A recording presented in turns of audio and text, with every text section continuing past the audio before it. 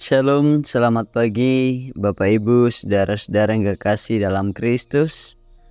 Terus dikasihi Allah dan memuji memuliakan Dia.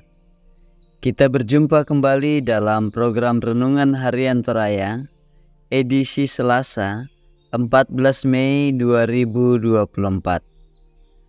Sebelum kita bersama membaca bahagian firman Tuhan yang telah disediakan dari kitab Titus pasal 1 ayat 1 sampai ayat yang ke-9. Saudara-saudara, mari kita berdoa. Bapa kami dalam kerajaan surga, dikuduskanlah namamu. Datanglah kerajaanmu. Jadilah kehendakmu di bumi seperti dalam kerajaan surga. Saat ini Tuhan, kami bersyukur untuk setiap karya kasih-Mu yang boleh kami hidupi. Dan saat ini juga kami membuka hati kami untuk mendengar firman-Mu. Biarlah firman-Mu terus meneguhkan hati kami, menolong kami untuk menyatakan kekudusan hidup, berpegang kepada perkataan firman Tuhan. Di dalam Kristus kami berdoa. Amin. Saudara-saudara yang kekasih, Titus pasal 1 ayat 1 sampai ayat yang ke-9. Dari Paulus, hamba Allah dan Rasul Yesus Kristus, untuk memelihara iman orang-orang pilihan Allah dan pengetahuan akan kebenaran seperti yang nampak dalam ibadah kita, dan berdasarkan pengharapan akan hidup yang kekal, yang sebelum permulaan zaman sudah dijanjikan oleh Allah yang tidak berdusta, dan yang pada waktu yang dikehendakinya telah menyatakan firman-Nya dalam pemberitaan Injil yang telah dipercayakan kepadaku sesuai dengan perintah Allah Juru Selamat kita. Kepada Titus, anakku yang sah menurut iman kita bersama, kasih karunia dan damai sejahtera dari Allah Bapa dan Kristus Yesus Juru Selamat kita menyertai engkau.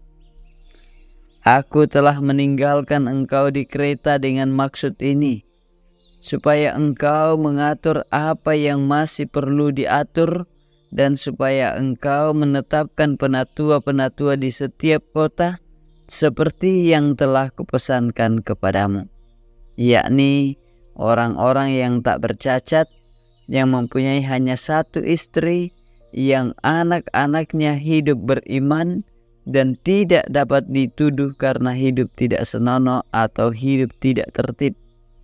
Sebab sebagai pengatur rumah Allah, seorang penilik jemaat harus tidak bercacat, tidak angkuh, bukan pemberang, bukan peminum, bukan pemarah, tidak serakah, melainkan suka memberi tumpangan, suka akan yang baik, bijaksana, adil, saleh, dapat menguasai diri, dan berpegang kepada perkataan yang benar, yang sesuai dengan ajaran yang sehat, supaya ia sanggup menasihati orang berdasarkan ajaran itu dan sanggup meyakinkan penentang-penentangnya.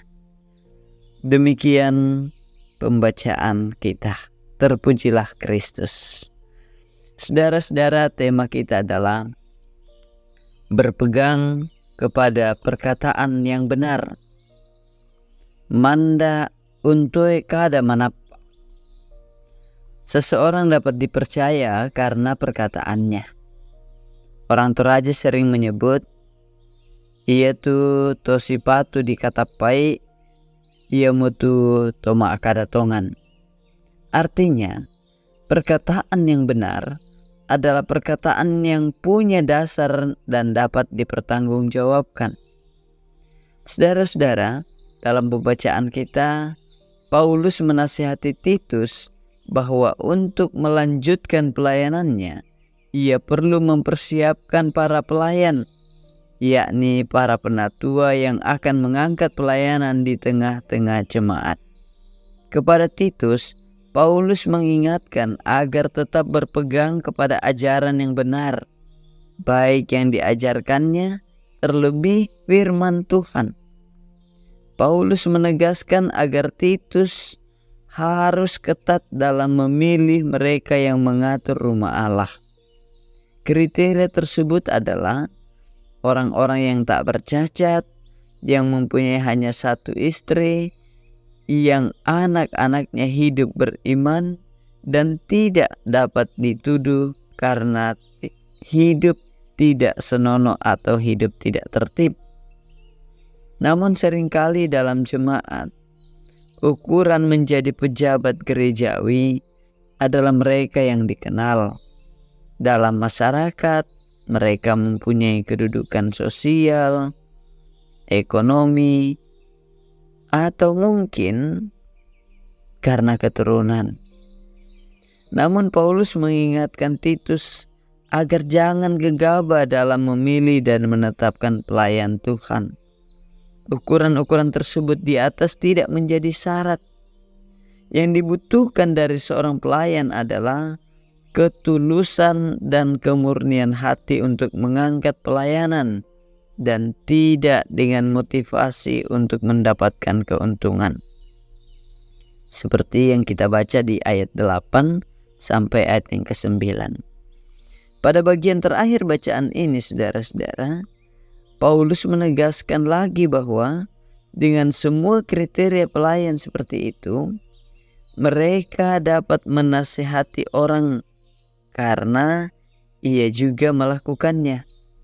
Sebab itu, bagi siapa saja yang pada dirinya melekat jabatan gerejawi atau pelayanan apa saja yang dilakukannya dalam jemaat, hendaknya dilakukan berdasarkan ajaran yang benar menurut firman Tuhan. Amin. Kita berdoa. Bapa di surga, terima kasih untuk firman-Mu, mengajarkan kepada kami sekalian untuk terus hidup di dalam kehendak Allah menurut firman Tuhan, sehingga kami dimampukan juga untuk mengajarkan kehidupan yang berkenan kepada Allah, menasihati orang lain, dan memimpin supaya nama Tuhan terus dimuliakan. Ya Bapa, saat ini berdoa untuk segenap jemaat-Mu, peliharakan mereka dalam kasih sayang-Mu. Dalam sukacita, Engkau terus dipuji dimuliakan. Dalam pergumulan mereka, Engkau terus menjadi harapan dan Tuhan terus dimuliakan. Ya Allah Bapa di surga, berkati anak-anak-Mu dalam masa tumbuh kembang, pendidikan, dan aktivitas mereka, tugas dan tanggung jawab. Berkati kehidupan keluarga mereka. Semuanya dilakukan dalam kasih-Mu. Berkati bangsa dan negara kami, berkati pemimpin-pemimpin kami, wakil rakyat, supaya mereka terus hidup juga melakukan kebenaran-kebenaran Tuhan. Di dalam Kristus, Tuhan dan Juru Selamat kami berdoa bersama. Amin. Bapak Ibu, saudara-saudara yang kekasih dalam Kristus, teruslah berpegang kepada perkataan yang benar, firman Tuhan. Haleluya. Amin.